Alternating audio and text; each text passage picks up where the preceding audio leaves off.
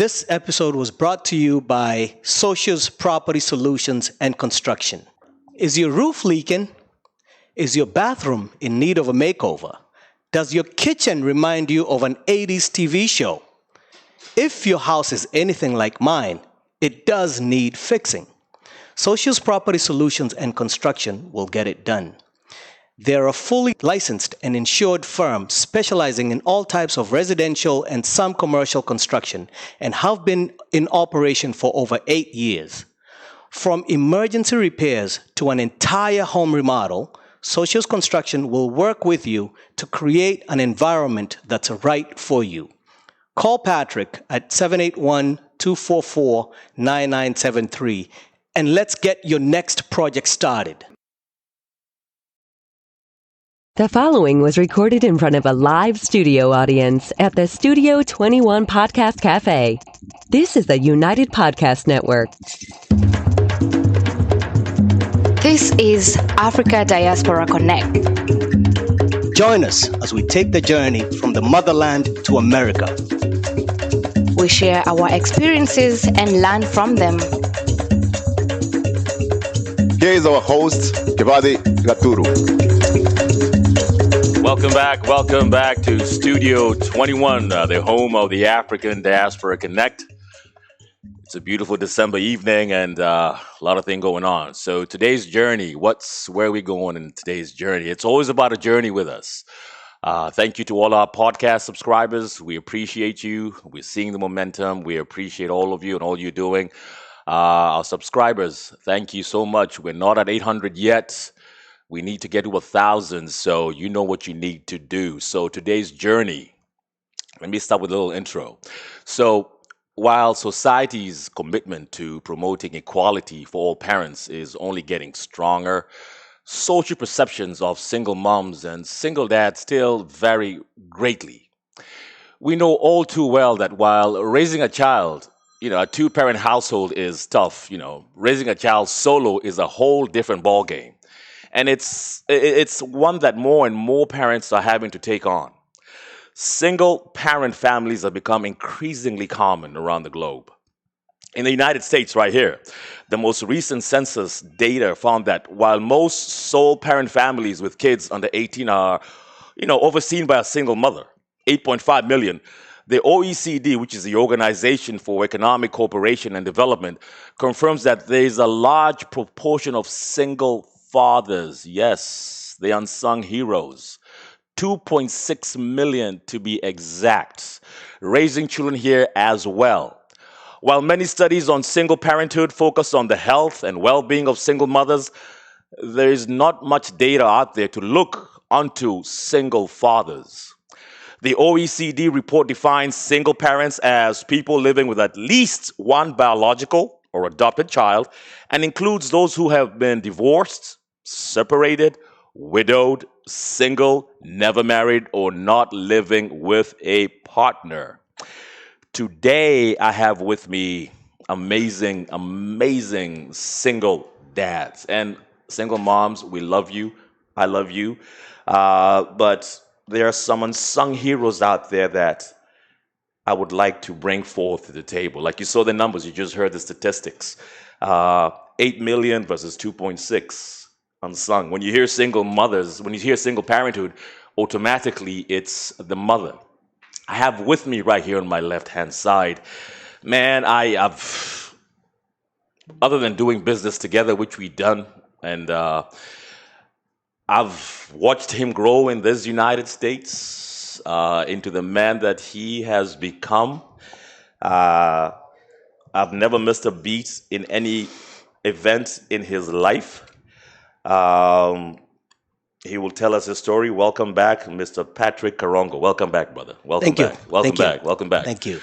On Zoom Live. Now, this gentleman, a force of nature, coming all the way from Atlanta, Georgia. This man is a man of method, a man of reason. I'd call him a Renaissance man in of himself. Mr. Ralph Kilondu, much respect. Welcome to the ADC, Africa Diaspora Connect. Karibu, brother. Thank you very much, Thank Chris, you. and it's a pleasure being here with you. Thank you so much. He calls me Chris. There's a big brother. He calls me Chris. You gotta love him. When anyone who calls me Chris, they got age on me. Because if any of you guys in the audience call me that name, it's not happening. So we heard about the different demographics when it comes to single parenthood, single fathers, whatever the case may be. We heard about you could be divorced, you could be separated. You could have adopted a child, whatever the case may be. These two gentlemen have with them something that is not too uncommon that exists. They're both widowed. They're single parents by way of being a widow. They lost their significant others to our Father in heaven.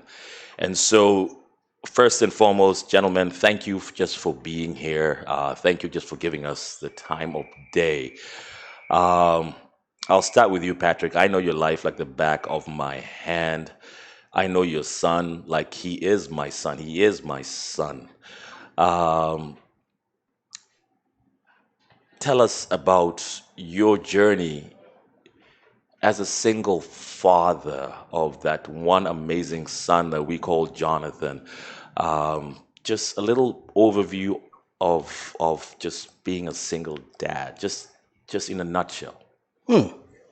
It's a heavy question. It is. It's a heavy one. It's a heavy one. It is, especially considering there's a lot. Yeah.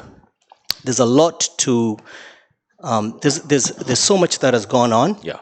My wife passed in 2009. So Sally, rest in peace. yes, it's now 2020. So I'm thinking, geez, how can I put 11 years into an overview? I know. So just I guess to quick snippets. Yeah. It's never easy. For anyone, the loss of a loved one, be it your grandfather, your great grandmother or great grandfather, from your great grandparent, and trickling all the way down to God forbid, the loss of your kid. It's never easy for anyone. In this instance, the loss of your wife. Especially at a young age. How old was she? Oh, she was, 2009, 70. My math is not This the is best. it's 11 years ago. 11 years ago. Yeah. She was about, she was in her 30, she was in her 30s. Okay. She was in her 30s. But anyway, Jonathan was about 4 at the time, So that in itself becomes tough as it is, because you as a man, I feel, hey, it's like I just got dismembered completely. You lose. You lose. It's not even abandoned. It's like dismembered. It's a double tragedy. Here you've lost a loved one, and you have a child to raise. Ralph, your journey. I know nothing about your journey, and I'm so glad you want to just open up. How many years ago has it been for you, my brother? It's been since 1996. We're talking about 20-something years now. 1996. Wow. Yes. Man, we're talking 24. Yes, absolutely. Yes. 24. Yes. He has one. You have how many? I have 4. All right. You're hearing it right here. You have 4. 1996. All right, listen, this is an open mic today. I have nothing, there's no script. I just want us to talk, and we just want to, first and foremost, once again, it's for fathers, and as a father myself, as a single dad, but it's not my day today. I just want to, any single father out there, this is your show. And like I said, mothers, we love you, we understand you, we appreciate you, but there are some unsung heroes out here. Now, Ralph, 4 kids. Yeah. How old are your kids? My kids are in their 30s now, really. I thought you were like 40 years old. How can you have kids? Yeah, they just turned, the oldest, they're twins, they turned 30 the other day, not too long ago. Wow. And then the others are just in their late 20s. So, yes, it's been a journey. It's been a while. How old were they? How old were your kids?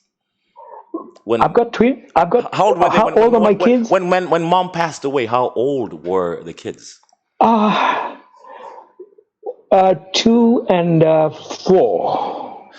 So how do you explain this departure to a 2 and a 4-year-old? How do you get that message across? Chris, if I go back to my scenario, I was living in denial because we never thought it was going to happen. We just thought, it was going to be a life case where, you'd be able to come back home and see everybody in place. But that was not to be, because at some point what really happened was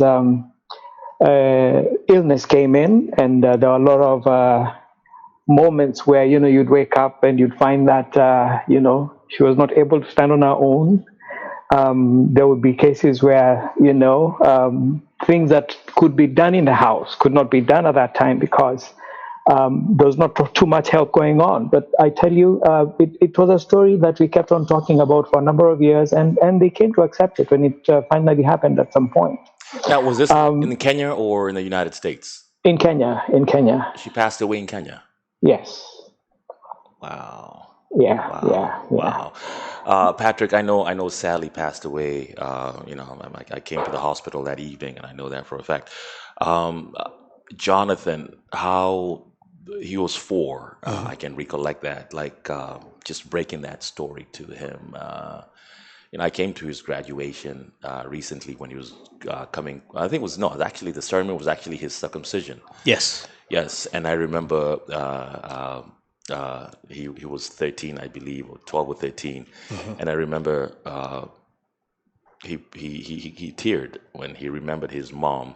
How was that, just being able to break the news, and how is that for him, just growing up without his mom? So I truly know one thing now, after having experienced it, and I'm sure Ralph will concur with me. Yeah. Kids at that age do not know what it truly is, the meaning of a death. They don't know. They know that mom is not here, but they can't, in their minds, they don't know the concept of death. So over time, what I found what I found myself doing is that we'd be driving, for example. I've picked up Jonathan from school. He's still 4, so remember, he's in the back with that booster seat or with that car seat. And then he'd go. This is probably months later. Hey, life has to go on, right? Hey, Daddy. Yes. I'm thinking in my mind. Okay, now, geez, he probably wants us to stop for ice cream, right? And he goes, "What happened to mommy?" All of a sudden you're driving, and you. What I did was kind of had to pull over, sit back, go in the back seat, kind of just explain this whole thing. Mommy went to heaven. Of course, at that point, at 4, 5 to like maybe 8, 9 years old, it's you've got to bring yourself down to their level, where you want to say to them, listen, mommy's no longer with us. Mommy went to heaven. Mommy's in a good place now. They still don't get it. But over time, what I realized, it's like a crossword puzzle, where you get all this, not a crossword, jigsaw puzzle, where you get all these pieces together, and slowly you're piecing them. You're piecing them together. So that mind of that 4, 5-year-old is slowly piecing the pieces together to try and understand that concept. And sure enough, at some point, I think it was 11 or something, and over the years, he'd be going somewhere, and the other kids would be saying, "Oh, Jonathan's mom died." You're in a setting, you're in a birthday party where all the kids are having fun. All the parents are there, but the other kids are like, "Jonathan, where's your mom?" For the kids that don't know him, and then say a kid that knows him would say, "No, Jonathan's mom died." For them it would be like, "No, Jonathan's mom died. Just kind of leave him alone." But they don't truly quite get it. So he pieced that jig. So at some point, over 10, that's when they finally put that jigsaw puzzle together and the picture comes out. Wow. Ralph, 4 kids, twins, and what have you.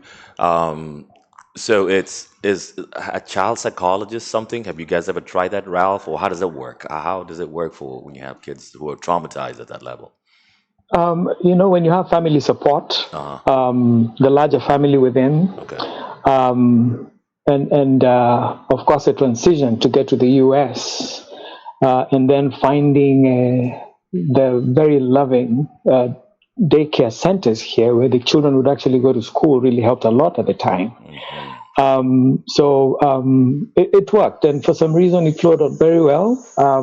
Also considering the fact that you're always there with them all the time.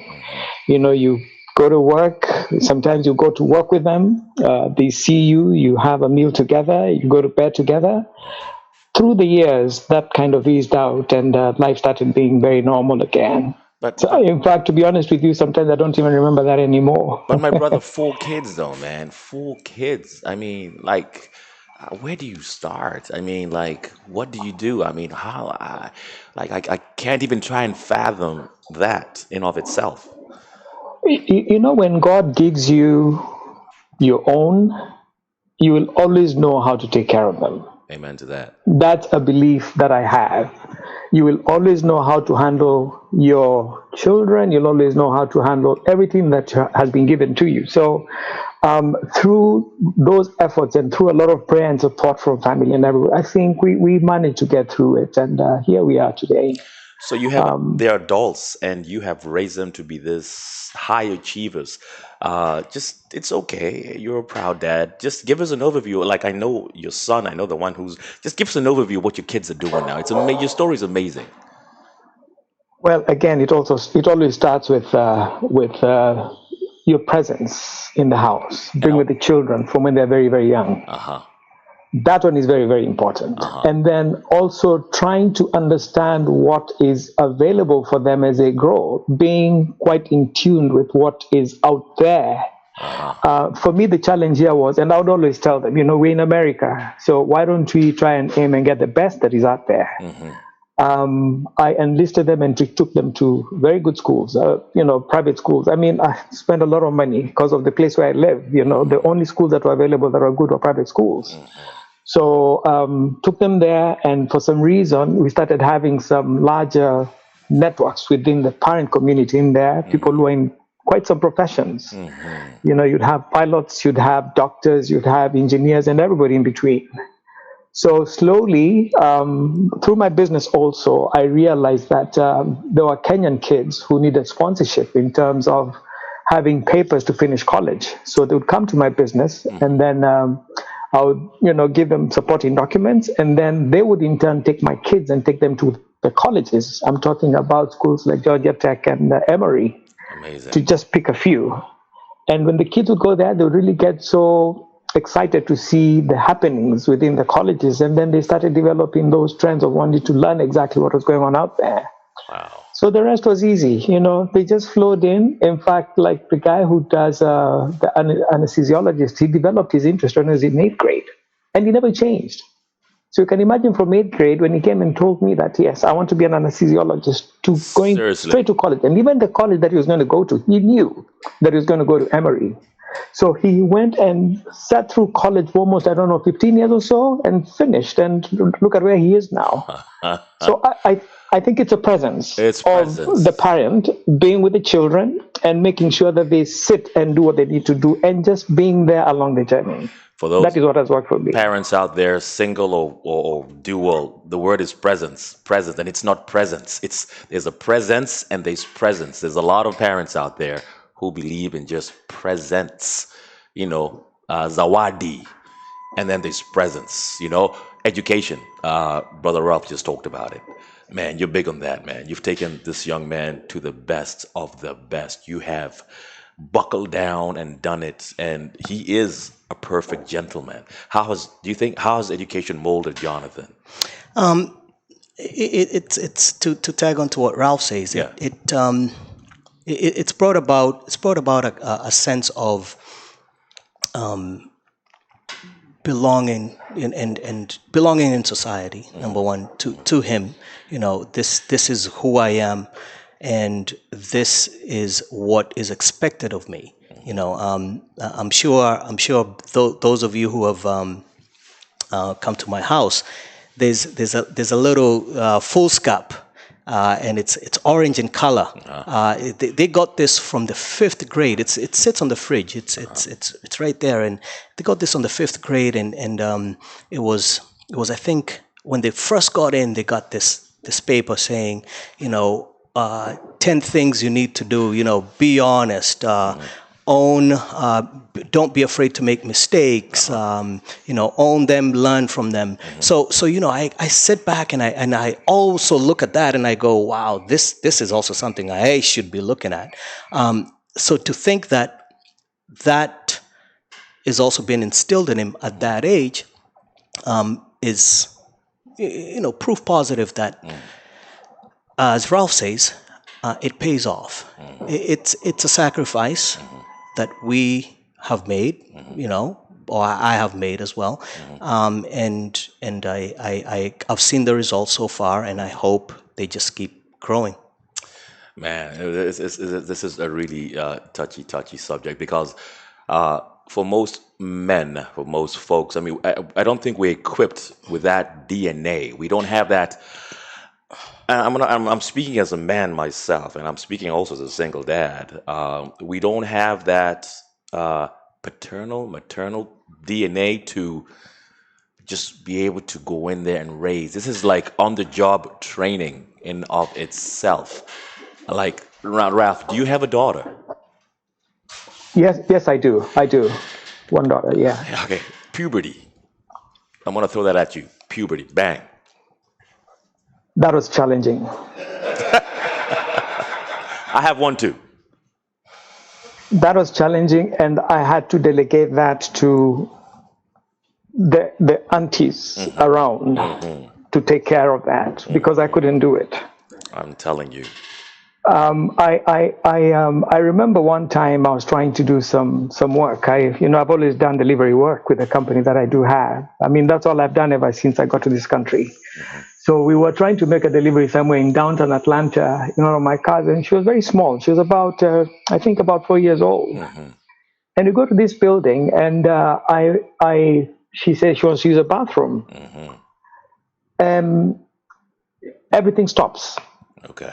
So you hold her hand and you run to the bathroom and you tell the man, excuse me. The minute they see you walking in, they all walk out. Okay. So you realize when those parameters are actually arrived at, there's nothing. There's no two ifs or anything about it. You just go ahead and do what must be done. Absolutely. So, yeah, but it has turned out well. It has turned out well. And once again, hey, single mothers, man, we know what you've gone through. And guess what? I'm going to have a few of you come in here and tell your story because you have a story to tell. You are the vast majority in of itself. But today, it's about some of these unsung heroes, these men, these brothers of mine, these men of valor. Now that you're getting into empty nestness, you still have some ways to go. What is the definition of a widow? I did my homework. A widow is actually not just someone who's lost their wife, it's someone who's never remarried. I know you're not married. I know that, at least as of today. How about you, Ralph? Where are you? It's an open book right there. So let me ask both of you. Start with you, man. What you guys? Why? Because normally, think about it. Statistics do show, especially we men of Africa, African men. And 6 months don't even go by. Even 2 weeks. 2 weeks. There's something. What are you guys waiting for? That's true. I'm just asking. That's true. That's true. And funny you say that because it's. Let me first start by saying that this is something that I've received a lot of slack, a lot of flack, or not slack, flack on, from friends my age and from friends my parents' age, and even my parents' friends, is that Hey, what's up? What's up? Yeah. It's been 5 years. It's been 7. It's been 9. What's up? What's going on? So, it's my take on this is this. Yes, whatever happened. I've done the best I can with what I have to raise my son. I'm glad, I'm very proud as to what I've done and where he is right now. And I'm still looking. I've dated a few times. And I can attest to that. he can attest to that. Yeah. But I think the older we get, and plus the fact that we've been there, done that, maybe puts us at a disadvantage where I'm probably expecting a bit more than if I were in my 20s. In my 20s, hey, whatever came my way, hey, we'll work it out. We'll make this happen somehow. Yeah. Maybe given what I know now, so maybe that's that. I don't know. Maybe Ralph can explain Ralph, what's better. your story, man? You're the original OG, man. What's your story? My story is not any different from what is actually said. The thing is, life still has to flow. Business is on. People have grown, and life is still moving on. So you're both very eligible. You're eligible businessman. Both of you doing everything. Good-looking brothers. I mean, you're in Atlanta. You're in hot Atlanta. I mean, for crying out loud. You know what I'm saying? Is this something maybe down the road? I mean, you've raised your kids by yourselves, and commendable. And kudos to you. But Ralph, we're getting old, man. We're aging, man. I know, especially when we have that graying stuff coming all over the place. That's in the works. Man. I think it's going to be too late when we're in our walking sticks. Then we start, trying to say, "Hey, I love you," and they'll be like, "Hey, listen, I've been waiting for you for all these years." No, we won't get there. We won't get there. All right, man. Listen, it's a journey in of itself, man. So you're both successful businessmen, and assuming you were employees, is it any different because you have your own businesses that's been maybe be able to alleviate that? I'm thinking having your own, how did it work? Ralph, you go first, man. Would it be easier being a businessman like yourself as opposed to being employed as a single dad? Chris, I'll be honest, I don't know what employment is. Oh man. I don't. I have never been employed for the number of years I've been in this country. Wow. And if I was, I would not have done the few things that I've actually done even with the kids. So I think being in business has also helped a lot in crafting the journey this far, because you design the time and the framework of what it is that you're trying to do yourself. Got it. You create time to be present. Got it. You delegate assignments. You make sure work is being done out there while you're doing the most important work. Got it. Yeah, so I think business has been quite fundamental in everything that I've been doing around here. And I owe a lot into owning that business to have succeeded and gotten to the levels that I've actually been able to get to. Because if it was not even for that business, I don't think I would have managed to maybe even take them to the schools that they've been to. So there's something about that. Yeah, I agree. Yes. And you're coming back for another show. We'll recap and we're going to talk about business and everything that you do. How about you? I got this dude his first job in corporate America. All right, I did. I'm a headhunter. I've done my thing, and I got him. I got him from cradles to cologne. If I can say that, you know what I'm saying? I'm responsible single-handedly. He's now a man on his own, doing his thing, a man on a mission, man. So to tag on to what Ralph says, it truly, the business aspect of it has made a big difference in my life. If you remember, I was employed at that time. So think of it this way: you've just a day. I've only got one. He's got 4. He's busy. Yeah. I don't even know where he gets the time. But for my one, there's that prepping in the morning, after school. After school, there's either a basketball, soccer, track, name it. Some practice or some game. Back home, come weekends, there's something that's going on. Yeah. And all these don't happen after work hours. No. So that's where that whole aspect of being self-employed, you can figure out your time, you can get things done even when you are working. That's where that helps, and truly it has. And I can't see myself doing anything else even now, because it's worked well, and it's and I got used to it. I gotta say, It became a way of life. it became a way of life. A way of life. Yeah.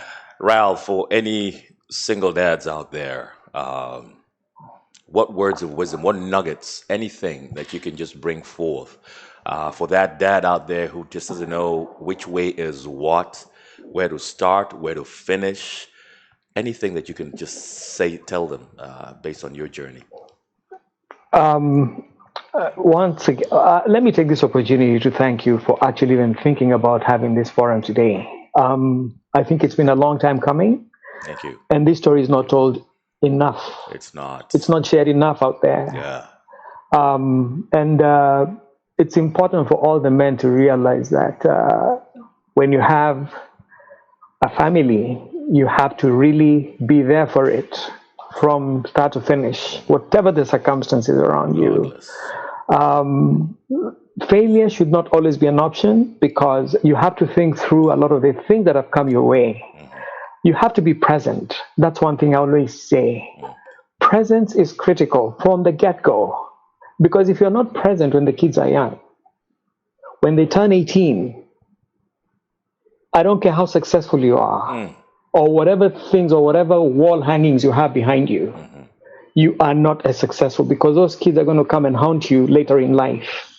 It's got to be done when they're young. You've got to be there. You've got to talk to them. You've got to be a part of every journey that they actually make. And as they grow, as they get older, you start seeing them developing into personalities that you didn't think they had. And then you start giving them their space. Then you still grow together in such a way that they actually become conduits of the branches that you really need as you get older. So let's not disown what God has given us. Let's be a part of that journey. Let's be there, and they'll be there for us when we get older. And let's not get intimidated by whatever circumstances surround us. Regardless. We can conquer that journey and walk through it and just still be successful at whatever level. As long as you have the will, you can make it. I believe in that, and it's been done before. And that's what we're talking about right now. Unsung heroes. It can be done. Unsung heroes coming at you from the Africa Diaspora Connect. Any nuggets, any words of wisdom, my brother? Communication is another one. Yeah. That's key. That's key. You've gotta. It comes with presence. It comes with presence. Yeah. Of course, with presence comes communication, because that communication is also key. It's you want to be at a situation, at a point where, I remember days that I picked Jonathan up from school, and he hops in the car and he goes, "I'm so angry today, Dad." I go, "Okay, why?" We were winning. We had this basketball game. We're winning this team, and I was the highest scorer. And all of a sudden, coach benches me. Okay. And we lost. So I go, "Okay, did you find out why?" Goes, "No." So I go to him, "Okay, do this. Tomorrow morning, you've got practice at 7. So tomorrow morning, just go to coach and just say, 'Hey, coach, just help me understand why you took me out,' which then resulted in the loss of, and all the other kids, of course, in his basketball team were all just up in arms. And of course, boys at that age, winning is everything. They were devastated that night. But anyway, so he came to me with something, and instead of me just brushing it off like, "Oh, it happened, that's life," I just tell him something simple as, "Hey, listen, just go ask coach help me understand why you benched me, which resulted in the loss. And he did that, and he came back, and everything was good. But not only that one aspect, but in everything, just have your kid come up to you and communicate and just talk to you about anything and everything. Anything and everything. We were talking just the other day about protein shakes. Oh, what flavors do you like the most? Or what, so he's also into this. He's a teenager now, and he's also into this. Oh, I want to start working bulk up, Yeah. and Dad, I want some protein shakes. Or what flavors do you like? Or what how do I make it consistent? Just keep it even at that level so low that you can talk about anything is key. That's one. Two, to all you guys out there, I cannot stress enough the value, the true value of having life insurance. This comes true in a situation like this. It doesn't. I don't know. I don't know what else I can say in terms of that in itself can get you from losing, can bring you from losing your house, losing everything, because you've had two incomes. All of a sudden it drops to one, and this one income is not there mentally. You've all of a sudden got one income that's not there mentally, and probably won't be there for 5 years, or give or take however many years before everything kind of kickbacks again. So, people out there, life insurance, honestly, let's rethink this. I'm going to make a shameless plug and say he was my first client, him and his wife. I was still actually. I had to go with my trainer. I still didn't have the ability to be able to sell. But man, listen, man, you've just touched on that's powerful, man. That's powerful, guys. We're gonna wind down, but I want to talk to once again my brothers out there who think it's unbearable, who think life can't go on, who believe that they've been robbed and life is unfair. I'll say one thing to you. Man up. Man up, brothers. Man up. You've been gifted with an ability to procreate yourself.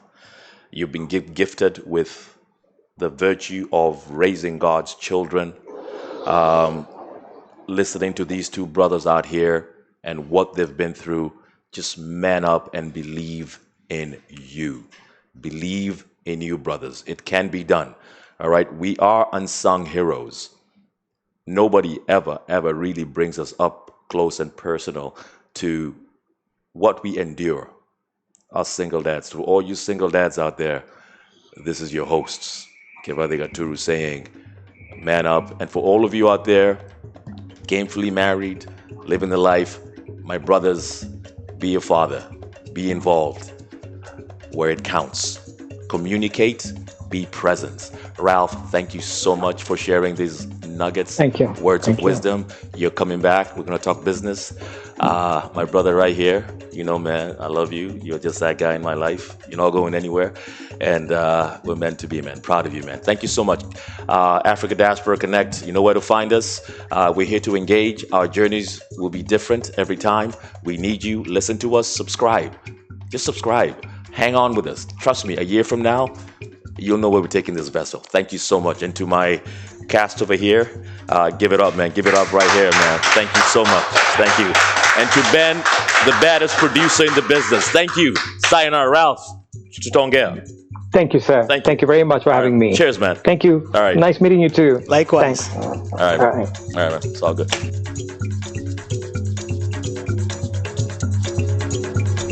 The views and opinions expressed by the hosts, guests, or callers of this program do not necessarily reflect the opinions of the Studio 21 Podcast Cafe, the United Podcast Network, its partners, or affiliates.